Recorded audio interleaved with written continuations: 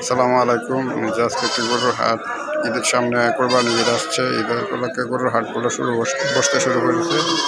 প্রচুর পরিমাণে গরু উঠছে, তবে ক্রেতা একবারই কম। যা দেখতেছেন সবগুলা গরু পাইকাররাই আছে। তবে এই যে এখানে ছাগল, ছোটো ছোটো ছাগলের বাচ্চা। এই ভবনটাতে পুরাটাতে ছাগল স্কুলের মতন করছে। এটাতে শুধু ছাগল বিক্রি করার জন্য, ছাগল রাখার জন্য। কারণ বৃষ্টির দিনগুলোতে ছাগলগুলোতে ভিজলে হয়তো অসুস্থ হয়ে যেতে পারে। আর এতে যে গরুগুলো আছে এগুলা মাঠের মধ্যে রাখছি। ওই সাইডটা বিশাল এরিয়া, এই সাইডটা আমি একটা কর্নার থেকে ভিডিওটা নিচ্ছি, সেই কারণে ওই অল্প কিছু জায়গা কভার করতে পারতেছি।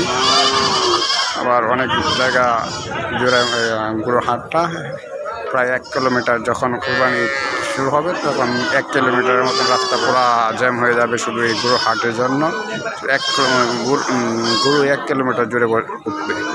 তবে এটা হচ্ছে সিলেট এলাকা, সিলেট নবীগঞ্জ এলাকা। আসলে এইসব এলাকাতে ইন্ডিয়ান গরুগুলো আসে বেশি।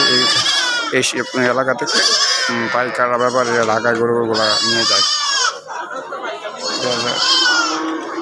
ছাগলগুলা আশা করি আপনারা যারা কম মূল্যের গরুগুলো কিনতে চান তারা আপনারা আসতে পারেন সিলেট এই নবীগঞ্জে বাজার থেকে 1 কিলোমিটার ভিতরে এই গরুর হাটটি।